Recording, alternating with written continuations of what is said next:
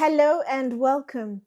In this video, I'm going to be responding to a viewer's comment asking my thoughts on the Arçon bag from Hermès.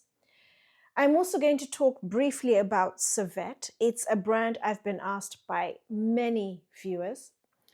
And I'll also touch on bags from two other brands, JW Anderson and Della Venezia.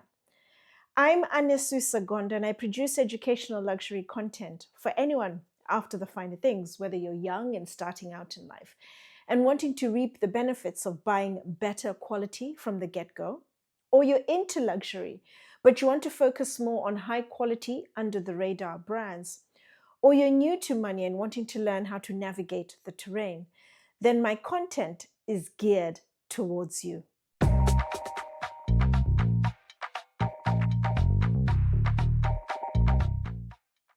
I'd like to start by saying a very big thank you to the viewer who posted the comment about the Arçon bag.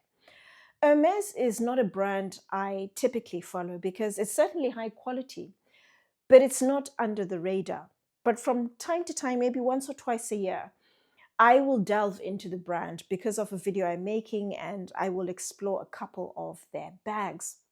And I remember earlier on this year speaking to a couple of former Hermès artisans who've gone on to create their own artisanal brands. And we spoke about Hermès going back about 15, possibly 20 years ago and back. And they spoke about being able to craft some of the bags that were very much up and coming, like the Kelly and the Birkin, significantly lower quantities. But they were also able to craft custom bags or customize existing styles. And that gave them the chance to really show off their creativity, their experience, their knowledge, and they're able to create outstanding products using phenomenal quality leathers and in some cases, custom hardware. But unfortunately, as Hermès has gained traction, it has meant the brand hasn't been able to explore custom bags or customizing existing styles because it'll take away from being able to create a steady flow of bags to service current consumers. So it's such a shame because whenever I look at vintage Hermès bags, I see some of the most amazing bags, and especially when you look a little deeper into the craftsmanship and the details, they're absolutely outstanding. And so when the comment was posted about the Arçon, I'd never seen the Arçon or even heard about it. So thank you. It's a really interesting bag. And I made an appointment with the Harrods concession to take a look at it. There are two style options to the Arçon bag. The first is the Arçon bag, available in two size options. The first size, the smaller one, 27 centimeters in length and retails for £3,800. Slightly bigger size, 35 centimeters in length, retails for £4,500. The other style variation is called the Petit Arçon, and it's available in just one size option, 28 centimeters in length, and retails for £3,900. There are two differences between the two style options. The Arçon bag is more of a full moon shape, whereas the Petit Arçon is a half moon shape. The second difference, the Petit Arçon has a zip to open and close the bag, whereas the Arçon bag is just an open top bag. But otherwise, the craftsmanship, the details, the leathers used are exactly the same. Both have a permanently attached strap, which is adjustable. The main leather is Togo leather, which is a soft, supple, incredibly sumptuous stamped grain calfskin. And then around the outer perimeter of the bag is swift leather, which is buttery soft, it's smooth, it's a fine-grained calfskin. Both bags have just one cavernous compartment on the inside. As I mentioned, the bulk leather is Togo leather, so both sides of the bag are Togo leather. Outer perimeter is swift leather. On one side of both bags, there's a slip pocket with canvas lining, and there's also an attachment for charms, accessories, whatever you'd like to attach, and the hardware is palladium. And so what do I think about the Arçon bag? I like it. I think it's an absolutely fantastic bag. 9 times out of 10, anything made by Hermès is going to be absolutely beautiful. It's going to be well made, well considered, using the the very best quality leathers in the industry. But having said that, I do remember last year posting a video comparing the lingo from Delvaux with the Roulis from Hermès, and the Delvaux lingo came out on top. That's an exceptional case. But usually Hermès come out on top, and even though the lingo pipped the Roulis to the post, they were both still very good bags. I'm not comparing the Arçon to any other bag. I'm just looking at it in its own right, and I like it. If you're hesitating, you're umming and ahhing, please don't. It's an absolutely stunning bag. There are three things I really like about the bag. Firstly, I like the aesthetic. I like the fact that it's minimalistic. I like the leathers. They are lightweight, and they're absolutely phenomenal quality. Last year, I spoke about Guibert Paris, and in the video, I specifically mentioned Guibert Paris sourced the majority of their leathers from Rémy Cariat. Rémy Cariat is a French tannery, and they are the foremost tannery when it comes to bull calfskin in the world. And Pierre Guibert, the owner and creative director of Guibert Paris, I remember he specifically mentioned when a brand uses phenomenal quality leathers, they typically will leave the underside exposed. You have that option if you choose, because the leather looks beautiful. When you have poorer, lower quality leathers, brands will typically cover that with lining because it looks awful. But when you use excellent quality leathers, the underside still looks beautiful, and you have the option to be able to use it. And that's exactly what Hermès have done. They are showing off the fact that the Arçon is a practical, everyday, easy to use bag. They haven't lined it because it's not an elevated style. It's not something that's super smart you wear to a formal occasion, but something you typically wear running around. And they have exposed the underside to show the phenomenal quality of the leather. And I like that. That's exactly what it's all about. It's leather that's going to stand the test of time. It's going to age absolutely beautifully. And it's a bag that's heirloom quality. I also like the fact that they have incorporated the Swift leather around the outer perimeter. Swift leather is a leather that can really absorb dye very well. And it's able to showcase really vibrant colors very well. It takes to bright colors very well. And if you decide to go for a special order, for example, mixed two tones, a really vibrant, bold color, for example, it's going to look absolutely amazing aesthetically.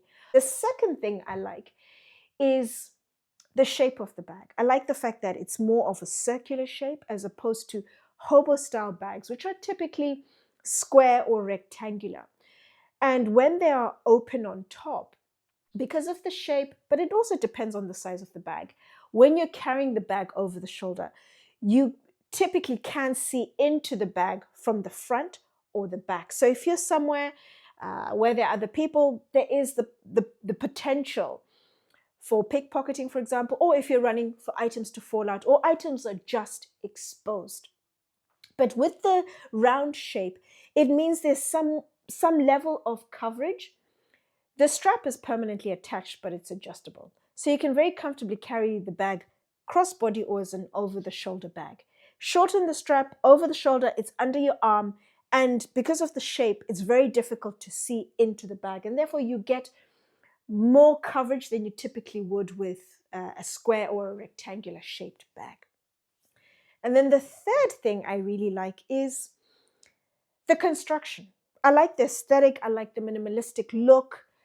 I like the fact that they have incorporated two leathers and the way they have incorporated the Swift around the outer perimeter. I feel that offers a better level of support. You have covered the bag the whole way around, and then you have a really robust strap, which isn't going to be placed under a lot of pressure. And the fact that the majority leather, the Togo, is tucked under the Swift, it's a stronger seam, I feel. The outer perimeter from the Swift, the Togo underneath, and it's all sewn together. So the seam runs the whole way around. The pressure is not concentrated on one area, but they have leather supporting the entire bag the whole way around. And I just think the way it has been joined is a lot more robust. It's not the type of bag that would take a lot of weight. You're not going to be able to fit a lot. But whatever you're able to fit, and even if it's operating at full capacity, it has a little more weight. It's a bag that's been robustly made. They've considered the details, how it is able to take weight, and it'll stand the test of time. So if you're umming and ahhing, please don't. Pull the trigger, buy the bag, and just enjoy it. It's a very well-made bag, and I know it comes in a fairly diverse selection of colors. The second brand is Savette. I'm not going to talk about their bags in this video, but I feel I need to acknowledge the comments. I've had over 20, possibly 25 comments over the last couple of years. Most recent yesterday, and then I had another one last week, asking for my thoughts on Savette. Savette don't have any physical stores in the world. They do have a number of concessions instead. In London, they have a concession in Harvey Nichols and also in Selfridges. A couple of weeks ago, I decided to not go to the gym, but to instead walk over to Harvey Nichols, take a look at the bags, and then walk back as a form of exercise, try and rack up 10,000 steps. And decided to go first thing in the morning when the store opened. It's quieter and hopefully I'll be able to get service. I arrived in the department where the bags were. Noticed there were just 2 Savette bags and a number of métier bags, which I wanted to take a look at. Started looking at the bags, and literally just under 2 meters away from me were 4 members of staff having a conversation about their personal lives. And occasionally they looked over, didn't get any offer for assistance. But I was looking at the bags, I looked at the details, I carried the bags, I took pictures, I modeled carrying the bags over the shoulder, cross-body, as clutches and so forth. Still didn't get any assistance. And then about 10 minutes later, one of the ladies came over and sheepishly said, "Oh, I thought you work here," and therefore didn't offer any assistance. And I said to her, "Why would you think that?" Because I was wearing gym attire, but there were other customers wearing gym attire, but they were offered assistance, but I wasn't. She assumed I was just staff looking for stock. And this is something that happens often in Harvey Nichols, in Harrods, whether I'm wearing something incredibly smart or I'm in gym attire. The assumption by staff and customers is always you are staff. And I've noticed customers, especially if you're walking around the corner and they bump into you, they've been looking for a member of staff, they don't actually look at me physically. They just look at my face and ask for assistance. "I would like a size," or "Can you help me with XYZ?" And it's just a little demotivating because I've tried to think, is it because I'm in gym attire? But even when I'm smartly attired, I'm wearing bold, bright, vivid colors, the assumption is still you are staff. And so I actually am starting to avoid the department stores, particularly Harrods and also Harvey Nichols. So unfortunately, I'm not going to be able to see Savette in London. I will really try to fit them onto my schedule. They have a concession in Le Bon Marché, and I'll try and take a look at the bags there. Hopefully they have a big enough selection, because the last comment I was specifically requested to look at the less popular bags from Savette. So please bear with me. It'll happen at some point.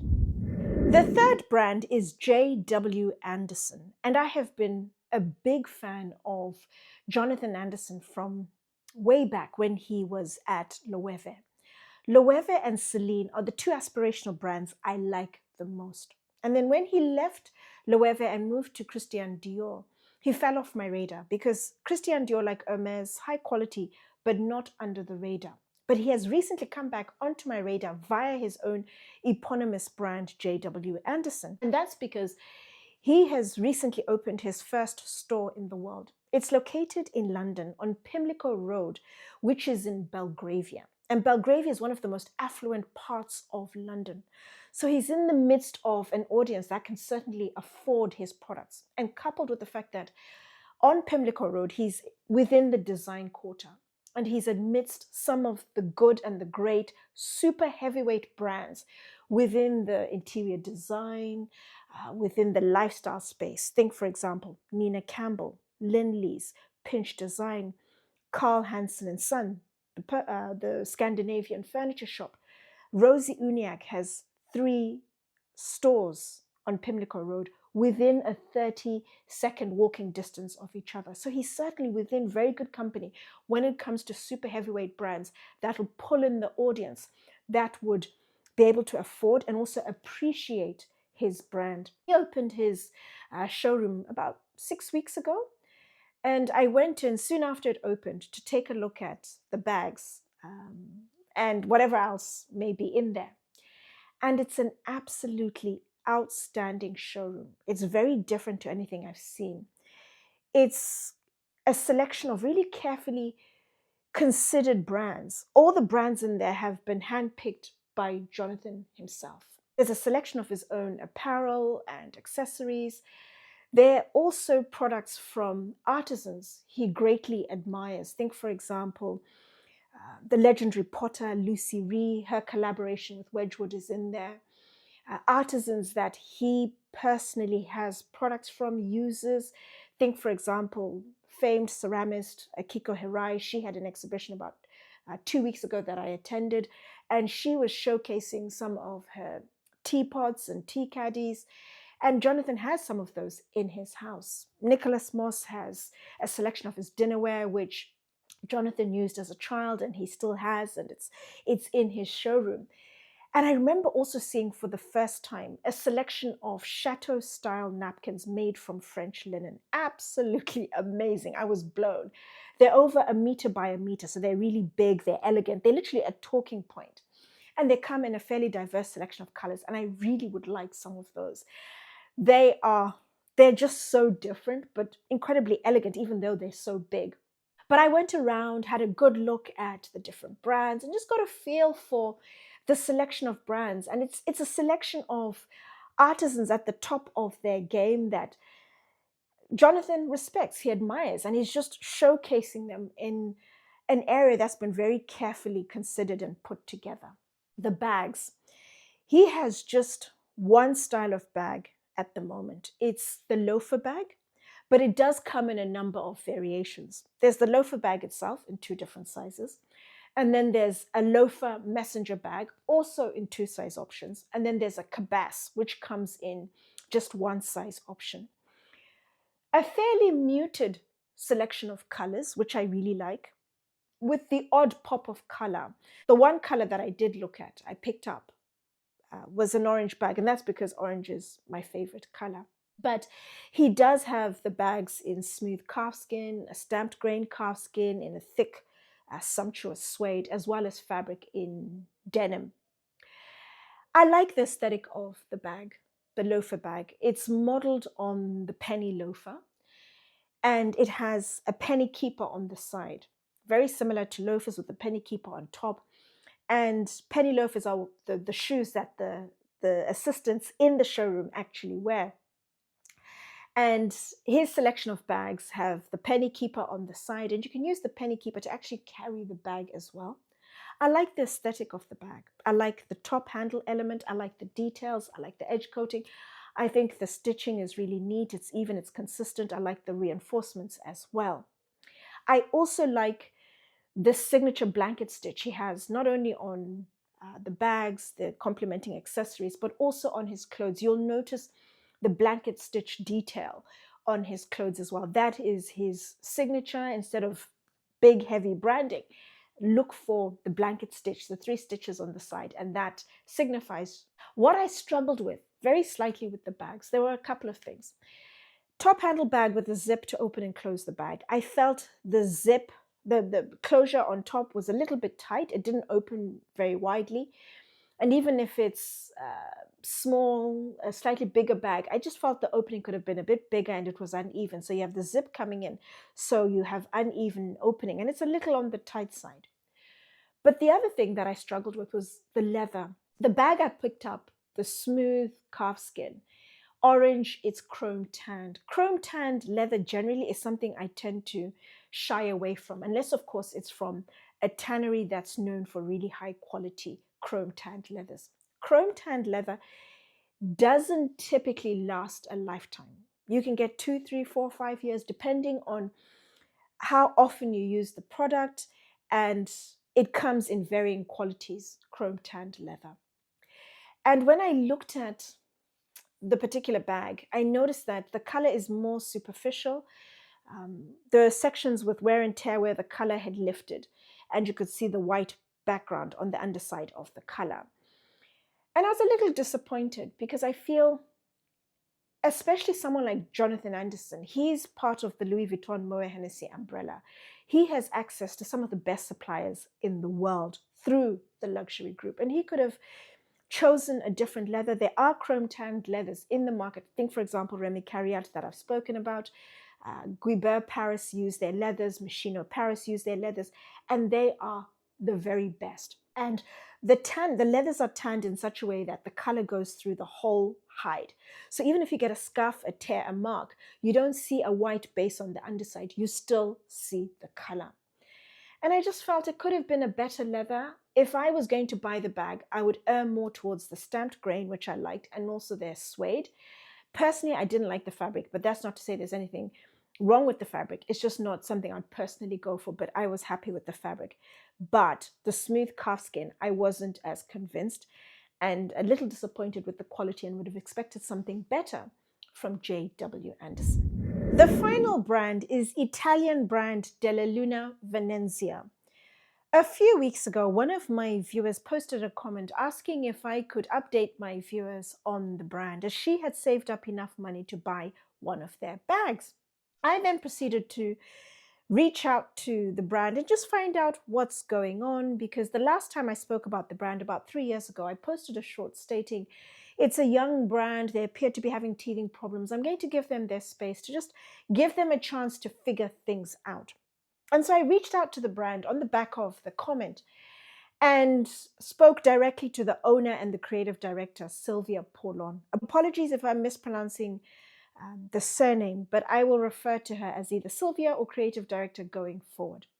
And I reached out to the brand, spoke directly to Sylvia, and she was really happy to hear from me. And I remember a few years ago, she commented against one of the videos. She found one of the videos unprompted and she liked it and had mentioned it would be great to welcome me personally into the showroom next time I'm in Venice. And so she then proceeded in the call to mention they were actually going to be in Harrods in a couple of days' time. They had a 6-week pop-up. I was ecstatic and I thought, you know what, that is God. It's a message from God that it's time to reintroduce the brand. Sylvia mentioned she was really keen for us to meet. I wanted to meet. I had a lot of questions. I wanted to get a really good understanding of the brand with the view of creating content from Harrods for my channel. So we're both very much in agreement.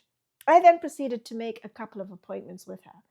And unfortunately, very sadly, I was stood up on both occasions. And I don't know why. I never heard back from Sylvia the second time round.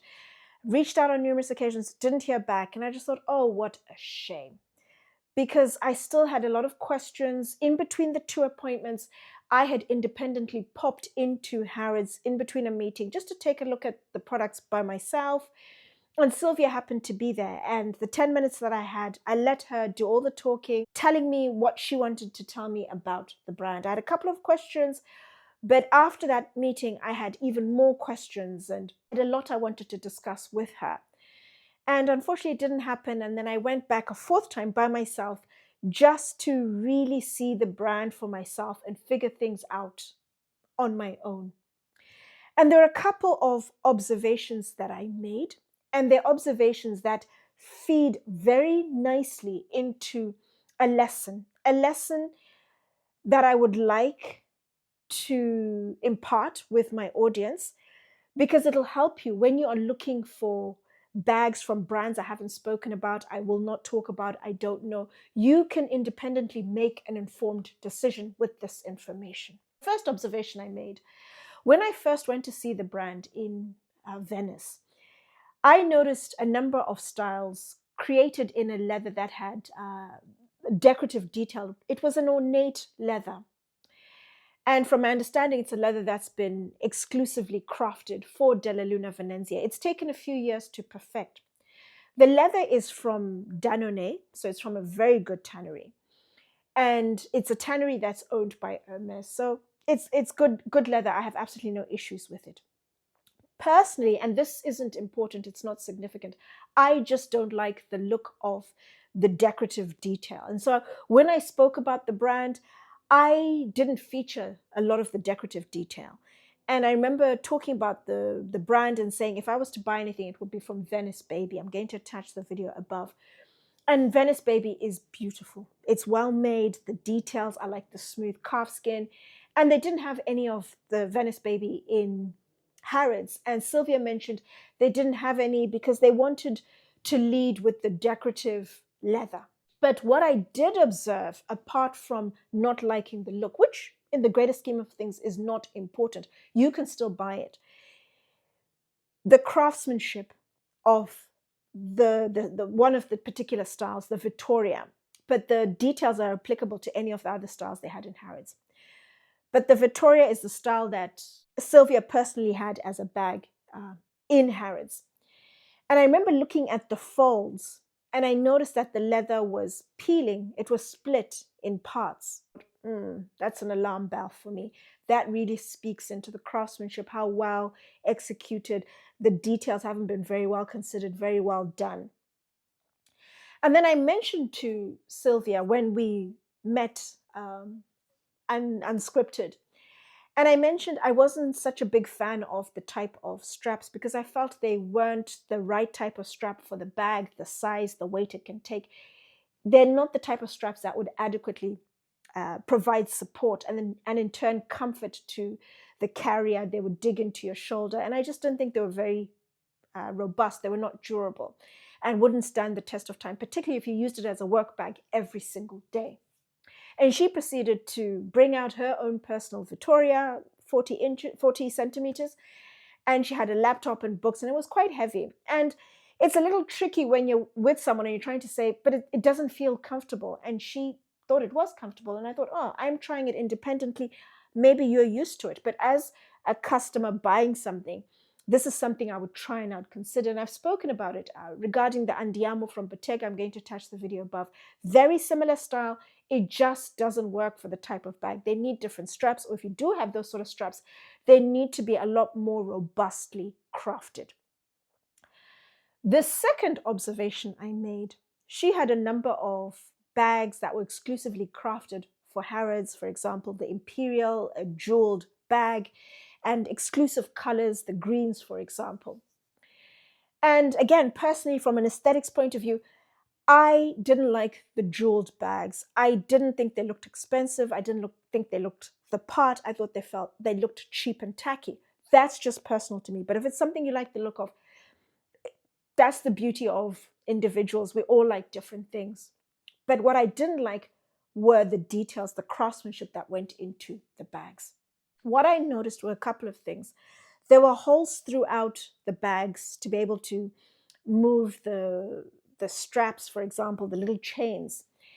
And on some of the bags, they were unevenly cut. They were not neat. They were not consistent. And the Imperial, for example, which was exclusively crafted for Harrods, retails for 3,800 euros. That's a lot of money. And I expect consistent, neat, even holes throughout the product. And I didn't see that on all of the bags. The ones I looked at, I could see it on a number of the bags. But what tipped me over the edge was the closing mechanism. The bag was closed using the clasp, so it was firmly closed. But the closure was uneven. You can see on one side, it's a little open. So it was not even, it wasn't consistent in terms of the closing throughout. And for 3,800 euros, I expect a clean, neat, even close to the bag. And I didn't get that for the price point. And I just thought, this isn't good. And what this made me realize, and this is something I personally consider every single time I interact with the brand, I like to understand first and foremost the creative director, the owner of the brand, whoever is behind the craftsmanship, the creating, the details of the bag. What is their level of experience within the leather goods space? If they don't have any experience, it automatically starts ringing alarm bells. But that's not to say somebody who doesn't have solid leather goods experience or comes from a leather goods background won't be able to craft good, high quality bags. They can if they work with a good atelier who's able to advise and execute really high quality. And somebody who also has a proven track record. They've been crafting bags for a number of years, working with their atelier. Therefore, they are consistently doing it at a high level. I didn't see this with Della Luna Venezia. Sylvia has a jewelry background, hence the jeweled bags. Beautiful. She really liked them. They've been featured in a movie, I think, with Meryl Streep. And she was really proud of them, and rightly so. But she works with an atelier, and the atelier is responsible for Schiaparelli. And so automatically I thought she should be getting a very high quality product. But something that I have come to realize is the different countries, Spain, Italy, France, for example, the craftsmanship is different. And how the brands arrive at it is different.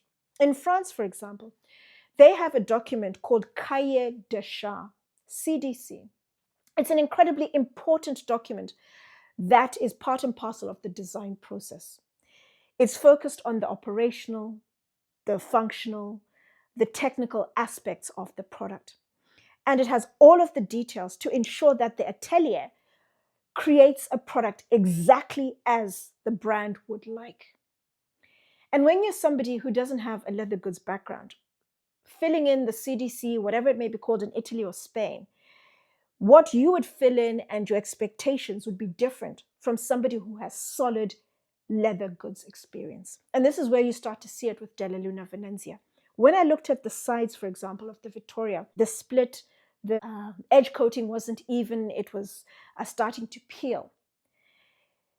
The CDC would specify, for example, the formula to use, the product to use, how thick and how to apply it, for example.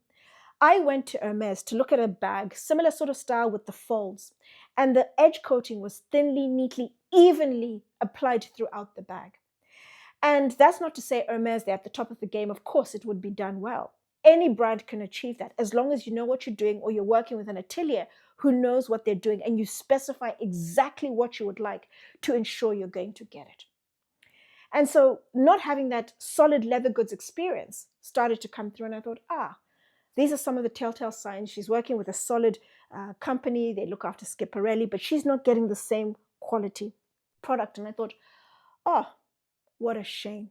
And even looking at, for example, the bags and the closure, the holes were not even and consistent throughout. And I just thought, this is very tricky because she's working with an atelier. She's been working with them for a number of years, and they're continually perfecting their techniques.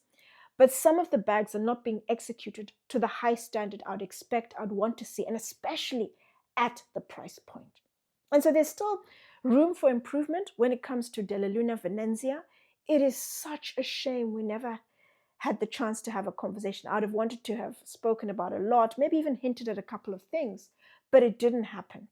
But what I owe, and I always say I'm loyal to high quality and not to a brand.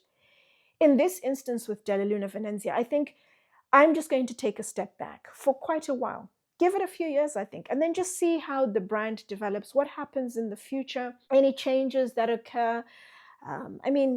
With the CDC, with the specification, I haven't seen products that I think are worthy of the price point that the brand is charging. And therefore, I'm just going to take a step back and say, I have other brands in the pipeline. Be patient. We'll find other brands, similar aesthetic if you'd like, maybe not the ornate decorative leather, but I'll still find you products that are being crafted to an incredibly high standard and worth the money.